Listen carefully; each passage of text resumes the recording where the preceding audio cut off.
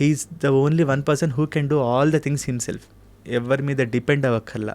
ఆయన ప్రోగ్రామింగ్ ఆయనే చేసుకుంటారు, అవసరమైతే ఆయన ట్యూన్స్ ఆయనే పాడేసుకుంటారు.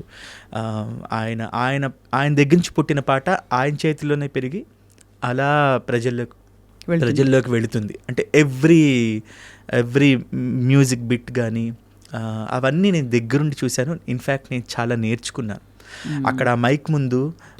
డిఫరెంట్ జోనర్స్ ఆఫ్ సాంగ్స్ నేను పాడడానికి కూడా నాకు పాడే అవకాశం వచ్చింది. మనకు పాడే అవకాశం రాకపోతే అలాంటివి నేనేం పాడుతున్నానో నాకే తెలియదు. కరెక్ట్ కదా, అంతే కదా. ఎందుకంటే కృష్ణ అంటే మెలడీ సింగర్, అది ఆ ముద్రని కొంచెం పక్కకి జరిపి అన్ని రకాల పాటలు నేను పాడడం, ఆ పాడే ఆపర్చునిటీ నాకు వారు ఇవ్వడం, అది ఆయన యాక్సెప్ట్ చేయడం, విన్న డైరెక్టర్స్ అందరూ యాక్సెప్ట్ చేయడం, ఫైనల్గా ప్రజల్లోకి వెళ్ళడం అనేది నిజంగా నా అదృష్టం. ఎందుకంటే లేకపోతే నాకు ఒక జోనర్ అలాగే మాత్రమే ఉండేది. బట్ ఆ అవకాశం రావడం అనేది ఇప్పుడున్న ఇంత హెవీ కాంపిటీషన్లో నాకు ఇట్స్ ఓన్లీ బికాజ్ నా మనస్ఫూర్తిగా ఎప్పుడు చెప్తాను, నేను my sincere thanks to Thaman గారు ఫర్ దిస్. నాకు చూస్తుంటే ఎంత బాలుగారు కనిపిస్తున్నారు తెలుసా, అంటే హావభావాలు, ఆ నమ్రత అండ్ గుర్తు చేసుకునే పద్ధతి అంతా కూడా. సో ఐఎమ్ ష్యూర్ చాలా క్లోజ్ జర్నీ అయి ఉంటుంది మీ ఇద్దరిది. అంటే చాలా ప్రోగ్రామ్స్కి మీరు వెళ్ళారు బాలుగారితో కలిసి. ఇన్ఫ్యాక్ట్ ఈరోజు నా 4000 లోపలికి వెళ్తున్నాయంటే నేను ముఖ్యంగా తలుచుకోవాల్సింది బాలుగారిని, కోటి గారు మొట్టమొదటి ఆపర్చునిటీ ఇచ్చినందుకు వారిని. కాకపోతే బాలుగారు అంటే చిన్నప్పుడు మనకు ఒక డిక్షనరీ అంటే ఇంట్లో అమ్మ నాన్న మనకి ఎట్లా స్కూల్లో ఎలా నేర్చుకుంటాం, అలాగే పాట అనగానే గుర్తొచ్చేది బాలుగారే. నేను విన్న పాట బాలుగారు ముందు పాడాలని ఉంది 2003లో పాడాలని ఉంది కార్యక్రమంలో నేను పాడడం జరిగింది వారి సమక్షంలో. 2003 అప్పుడు నేను విజయవాడలో చదువుకుంటున్నాను. ఫస్ట్ ముంబైలో షణ్ముఖానంద ఆడిటోరియంలో మా ఫైనల్స్ అయ్యాయి. ఒక 6000 మంది జనాన్ని చూసి నేను చాలా షివరైపోయాను. ఆ ప్రోగ్రామ్కి హరిహరన్ గారు, శివమణి గారు గెస్ట్లుగా వచ్చున్నారు. ఆ ప్రోగ్రామ్ ఫైనల్ ఫస్ట్ వచ్చింది, అంతా అయిపోయింది. మళ్ళీ విజయవాడ చదువుకోవడానికి వెళ్ళిపోయాను. కానీ బాలుగారి మీద ఒక మక్కువ, ఏం చేయాలి, మళ్ళీ ఆయన కలవాలంటే ఏం చేయాలి. కన్నడ ఎదు తుమ్మి హాడువేను అని కన్నడలో కూడా ఈ పాడుతా తీగ లాంటి కార్యక్రమం ఒకటి ఉంది. 4 ఇందిరా గారిని ఒక అక్క, ఆ అక్క హెల్ప్ తీసుకొని కొన్ని కన్నడ పాటలు నేర్చుకొని ఆడిషన్కి పంపించాను. సెలెక్ట్ అయ్యాను దానికి కూడా. మీరేంటి ఇక్కడ అన్నారు బాలుగారు. అంటే ఎపిసోడ్ ఫస్ట్ డే పాడడానికి వచ్చాను సార్ అంటే, కన్నడ వచ్చా అంటే, లేదు సార్ మీకోసమే వచ్చా అన్న. కన్నడ వాళ్ళకి భాషాభిమానం చాలా ఎక్కువ, చాలా జాగ్రత్తగా పాడండి అన్నారనమాట. నేను ప్రతి రౌండ్ నేను విన్ అవ్వాలనుకున్నాను. ఎందుకంటే ఇది విన్ అయితే ఇంకొక ఛాన్స్ వస్తుంది, బాలుగారి ముందు పాడే ఛాన్స్ వస్తుంది అని ఒక తపన. అంతే తప్ప ఫైనల్స్ విన్ అయితే మనకి ఏదో వచ్చేస్తుంది ఎలా కాదు. ఆశ్చర్యం, అది కూడా ఫైనల్స్ విన్ అయ్యే అవకాశం కలిగింది. ఎల్ సుబ్రహ్మణ్యం విన్ అయ్యాను. ఎల్ సుబ్రహ్మణ్యం గారు వచ్చారు దానికి. అంటే I felt so happy because I got that interaction with such stalwarts. ఇదంతా 2005లో అయింది. ఏం పాట పాడారు కృష్ణ? కన్నడ. అంటే టఫ్ పాటలు ఎంచుకునేవారా మీరు మామూలుగా? ఎలాగా? వాళ్ళే ఇచ్చేవారు.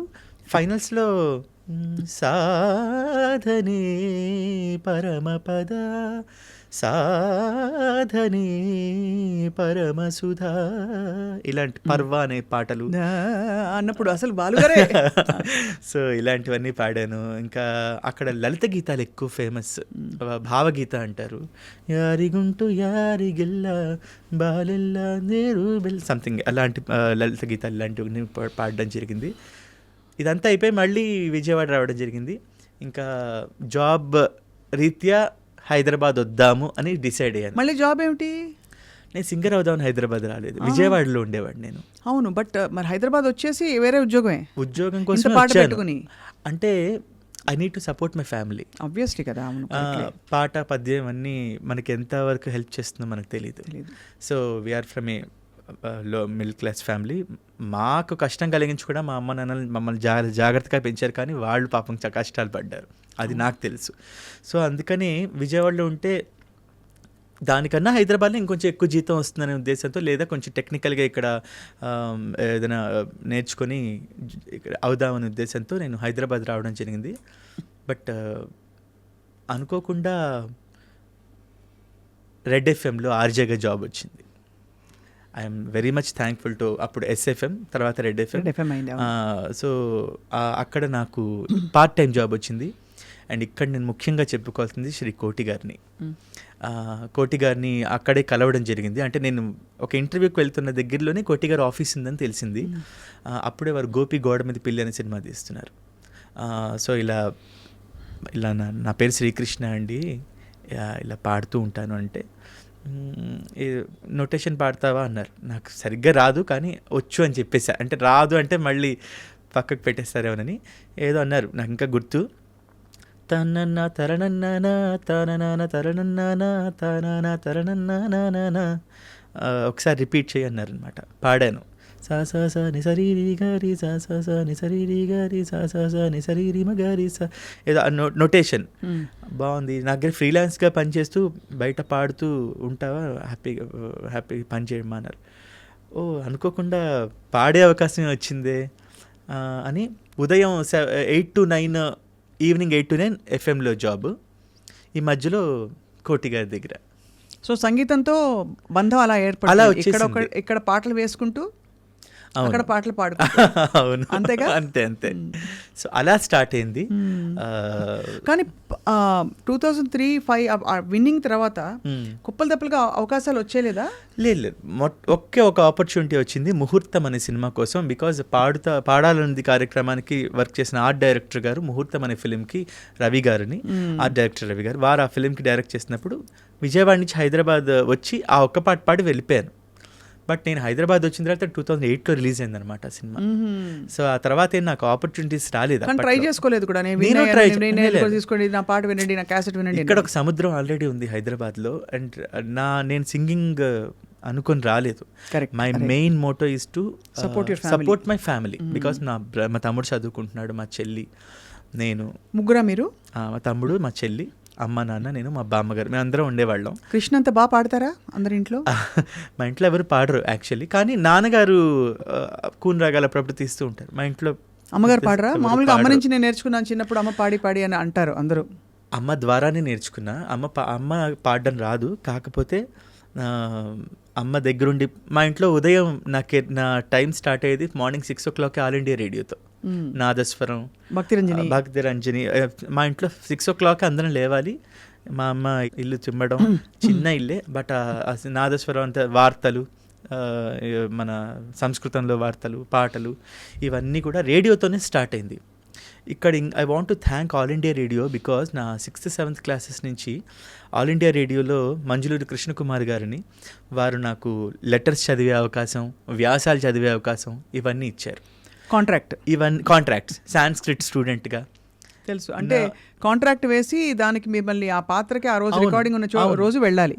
నాకు చాలా హెల్ప్ చేశారు ఆవిడ. నాకు ఫినాన్షియల్గా నాకు చాలా హెల్ప్ అయింది. అది నా MSc వరకు హెల్ప్ అయింది. దీంతోనే నాకు రెడ్ ఎఫ్ఎం, ఎస్ఎఫ్ఎంలో జాబ్ కూడా వచ్చిందనమాట. Excellent. So I must thank all India radio. నేను గుర్తుపెట్టుకోవాలి మంజులూరి కృష్ణకుమార్ గారిని, రాజారెడ్డి గారు, వాళ్ళందరూ ఉండేవారు. వాళ్ళందరికీ సందర్భంగా కృతజ్ఞతలు. చాలా అంటే అంత అక్కడి నుంచి మొదలయ్యి ఇంత పోటీ ప్రపంచంలో మీకంటూ మీరు ఒక ఎస్టాబ్లిష్ చేసుకోవడం అనేది, మీ పేరు ఎస్టాబ్లిష్ చేసుకోవడం చాలా గొప్ప విషయం కదా కృష్ణ. నాకు ఒక కేర్ ఆఫ్ అడ్రస్ ఇచ్చింది కళ్యాణి మాలిక్ గారు. అంటే ఇక్కడ నేను పేరు సంపాదించుకోవడం ఇవన్నీ పక్కన పెడితే, I always feel and I always thank God నాకు అవకాశం వచ్చింది. నాకన్నా బాగా పాడేవాళ్ళు చాలామంది ఉన్నారు. నేను చెప్తాను, ఓపెన్గానే చెప్తున్నా. But one opportunity is very important. ఆ ఆపర్చునిటీ భగవంతుని దయ వల్ల బాలుగారి రూపేణ, కోటి గారు మొట్టమొదటి ఆపర్చునిటీ, అలాగే నాకు ఇండస్ట్రీలో కేర్ ఆఫ్ అడ్రస్ ఇచ్చిన కళ్యాణి మాలిక్ గారు. ఏమిచ్చారు ఫస్ట్ పాట? ఆడించి నీ పంట పండిందే ప్రేమ, నిజంగా నెగ్గడం అంటే ఇష్టంగా ఓడడం అంతే. అది 2008లో ఆ సినిమాలో 2 పాటలండి. ఒక సినిమాలో ఒక పాట రావడే గగనం, అలాంటిది 2 పాటలు ఇచ్చారు కళ్యాణి మాలిక్ గారు. డబ్బులు ఇచ్చారా? అయ్యో లేకపోతే ఇప్పుడే కళ్యాణి గారు ఫోన్ చేసి అడిగేద్దాం. డబ్బుల కన్నా ఎక్కువ అండి. ఈ రోజుకి కూడా ఇన్స్టాగ్రామ్లో వాటిలో ఆ పాట చూశాక నిన్ను వేశాక కన్ను అవి రీల్స్లో వస్తూ ఉంటాయి. వారానికి ఒక 2-3 మెసేజ్లు వస్తూ ఉంటాయి. నేను ఎప్పుడు ఆ పాటను తలుచుకున్నా నేను కళ్యాణి మాలిక్ గారికి థ్యాంక్స్ చెప్తాను. చాలా అంటే ఆయన రావాల్సినంత గుర్తింపు ఇంకా రాలేదని నేను ఫీల్ అవుతాను. బికాజ్ అద్భుతమైన ట్యూన్స్ ఆయనవి. ఇది ఎందుకు అడిగానంటే ఫస్ట్ పాట పాడేది సింబాలిక్, అలా పేమెంట్ అందుకోవడం అన్నది మన పాటకి విలువ ఇచ్చారు అని ఒక సింబల్. ఏమంటే ప్రసాద్ ల్యాబ్స్లో మొట్టమొదటి రికార్డింగ్ నాకు ఇంకా అవన్నీ జ్ఞాపకాలు, ఆ పాటకు తాలూకు జ్ఞాపకాలు. ఈ రోజుకి అష్టాచెమ్మ తాలూకు విశేషాల గురించి ఎవరో ఒకరు మెసేజ్ పెడుతూ ఉంటారు. నేను అమెరికా వెళ్ళిన ఫస్ట్ టూర్లోనే ఫస్ట్ చూసిన సినిమా కూడా అష్టాచెమ్మ అక్కడే. సో చాలా జ్ఞాపకాలు ఉన్నాయి ఆ పాటతో. మీకు ఇంత మెలోడియస్ వాయిస్ అండ్ ఆల్సో గమకాలు పలికే బేస్ వచ్చిందంటే ఖచ్చితంగా మీరు మంచి సంగీతం నేర్చుకుని ఉంటారు కదా కృష్ణ. బేసిక్స్ నేర్చుకున్నానండి. నాకు మొదటి గురువు గారు శ్రీమతి అన్నపూర్ణ గారు విజయవాడలో నా స్కూల్ ఏజ్లో నేర్చుకున్నా. నా 7th 8th క్లాసెస్లో మా అమ్మ దగ్గరుండి చిన్నప్పుడు ఇందాక చెప్పాం కదా, పొద్దునే లేపడం, ప్రాక్టీస్ చేయించడం, అదివో కొండల్లో సంగీతం అంటే గీతాల వరకే నేర్చుకున్నా ఆవిడ దగ్గర. అంటే బట్ నేను కచేరీలు ఎప్పుడు చేయలేదు. కచేరీల స్థాయిలో నేర్చుకునే అంత సంగీతం నేను నేర్చుకోలేదు. కాకపోతే సెమీ క్లాసికల్ వైపు ఎక్కువ నాకు మక్కువ. ఓకే, నాకు చిన్నప్పుడు ఆవిడ నేర్పించినవి చాలా ఈ రోజుకి ఆ బేసిక్సే నాకు హెల్ప్ అవుతున్నాయని చెప్పుకోవచ్చు. మాధవ మామవదేవ కృష్ణ యాదవ కృష్ణ యదుకుల కృష్ణ మాధవ మామవ ఇవన్నీ ఆ 6th 7th 8th క్లాసెస్లోనే నేర్పించారు. ఆ తర్వాత ఎక్కువ వినడం ఎంఎస్ సుబ్బలక్ష్మి గారు అన్నమాచార్య కీర్తనలు, మనుజుడై పుట్టి మనుజుని సేవించి అనుదినమును దుఃఖముందనేలా ఎంత మాత్రమున ఎవ్వరు తలచిన అంత మాత్రమే నీవు అంతరాంతరములెంచి చూడపిండంతేనిప్పటి అన్నట్టు ఇలాంటి కీర్తనలు. ఎంఎస్ లక్ష్మి, బాలకృష్ణ ప్రసాద్ గారు, ప్రియా సిస్టర్స్, ఇవన్నీ ఎక్కువ వినడం నేర్చుకున్న. తర్వాత డిగ్రీ తర్వాత మా గురువుగారు శ్రీమాన్ నల్లాన్ చక్రవర్తుల బుజ్జాచార్యులు గారు, అద్భుతమైన గురువుగారు. ఎందుకంటే వాళ్ళ అబ్బాయి మేమందరం కాలేజ్ కాంపిటీషన్స్లో కలిసి పాడుతూ ఉండేవాళ్ళం. సో ఆ రూపాయన ఆయన దగ్గరికి వెళ్ళి సర్టిఫికేట్ కోర్స్ వారి ద్వారా నేర్చుకోవడం జరిగింది. సో మంచి బేస్ ఫౌండేషన్ పడి చక్కగా ఇప్పటికీ ఐ థింక్ మీరు చాలా పాటలు పాడేసి ఉంటారు అన్ని జానర్స్లో కదా. దాదాపుగా ఒక 600 సాంగ్స్ వరకు. అవి కాకుండా డివోషనల్స్, హిందూ క్రిస్టియన్ డివోషన్స్ ఎక్కువగా ఒక 1000 వరకు అవి ఉంటాయి. డివోషనల్ సాంగ్స్ ఎక్కువ పాడాను. సినిమా పాటలు ఒక 2006 నుంచి మొదలుకొని ఇప్పటి వరకు ఒక అటు ఇటు ఒక 500 to 600 మధ్యలో. మీరు ఏమనుకుంటారు? పాటే దానికి మతానితో సాహిత్యంతో సంబంధం లేదు. ఇట్స్ మై ప్రొఫెషన్ అండి. మనకు వచ్చే పాటని, మనకు వచ్చే వర్క్ని we need to value the opportunity. Absolutely. So అది అంటిల్ ఆర్ అన్లెస్ ఎవరిని విమర్శించినంత వరకు లేకపోతే ఏదైనంత వరకు మనకు పాట బేసిక్ హ్యూమన్ వాల్యూస్ని పాటిస్తూ ఏ పాట అయినా మంచి పాట. డెఫినెట్లీ పాట ఇస్ పాట.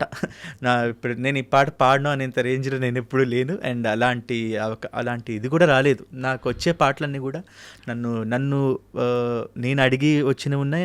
నన్ను వెతుక్కుంటూ వచ్చిన పాటలు నేను ఎందుకు కాదనాలి?